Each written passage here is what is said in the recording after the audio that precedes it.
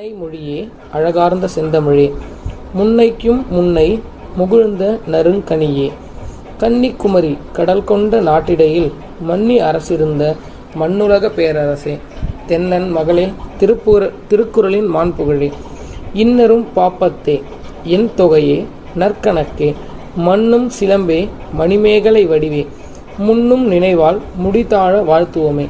அன்னை மொழியே, வழக்கமாக மொழியை தாய்மொழி அப்படின்னு தானே சொல்கிறோம். ஸோ அதனால தான் இந்த இடத்துல என்ன சொல்லியிருக்காங்க அப்படின்னா அன்னை மொழியே அப்படின்னு சொல்லியிருக்காங்க. சரிங்களா? சரி. அழகார்ந்த செந்தமிழே, அழகு ஆர்ந்த அப்படின்னா அழகு பொருந்திய செந்தமிழே அப்படின்னு அர்த்தம். முன்னைக்கும் முன்னை முகிழ்ந்த நறும் கனியே, முன்னைக்கும் முன்னை அப்படின்னா இப்போ நம்ம எதை பழசு, அதாவது ஓல்டு அப்படின்னு சொல்கிறோமோ அதுக்கும் முன்னாடி, அதாவது ரொம்ப பழமையான அப்படின்னு அர்த்தம்.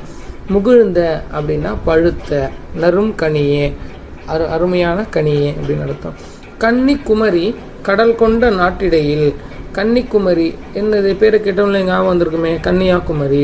அந்த மாதிரி சுற்றி கடல் கொண்ட நாட்டின் இடையே மன்னி அரசிருந்த மண்ணுலக பேரரசே, மண்ணுலகத்துக்கு பேரரசாக இருக்கக்கூடிய அரசா நீ விளங்குற அப்படின்னு சொல்கிறாங்க.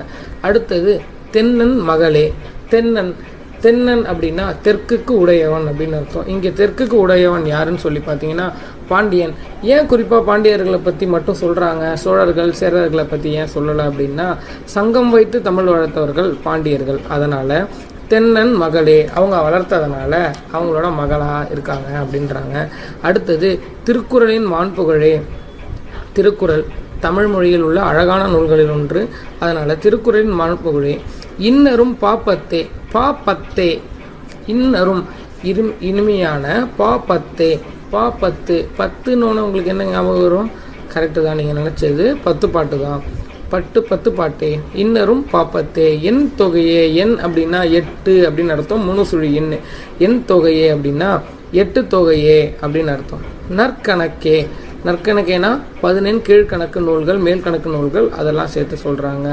மண்ணும் சிலம்பே, சிலம்பு அப்படின்னாலே நமக்கு என்ன ஞாபகம் வரும்? சரி, சிலப்பதிகாரம் தான் அது. மணிமேகலை வடிவே, மணிமேகலை என்கிற நூலோட வடிவமே, முன்னும் நினைவால் எங்களுக்கு இருக்க ஞாபகத்தால் முடித்தாழ வாழ்த்துவோமே. முடி அப்படின்னா தலை தாழ வாழ்த்துவோமே அப்படின்னா அவர்களோட பாதத்தை நோக்கி நம்ம குனிகிறோம் அப்படின்னு அர்த்தம். இன்னும் ஒரு முறை சொல்கிறேன், கவனமாக கேளுங்க. அன்னை மொழியே, அழகார்ந்த செந்தமிழே, முன்னைக்கும் முன்னை முகிழ்ந்த நறும் கனியே, கன்னிக்குமரி கடல் கொண்ட நாட்டிடையில் மன்னி அரசிருந்த மண்ணுலக பேரரசே, தென்னன் மகளே, திருக்குறளின் மாண்புகழே, இன்னரும் பாப்பத்தே, என் தொகையே, நற்கணக்கே, மன்னும் சிலம்பே, மணிமேகலை வடிவே, முன்னும் நினைவால் முடித்தாழ வாழ்த்து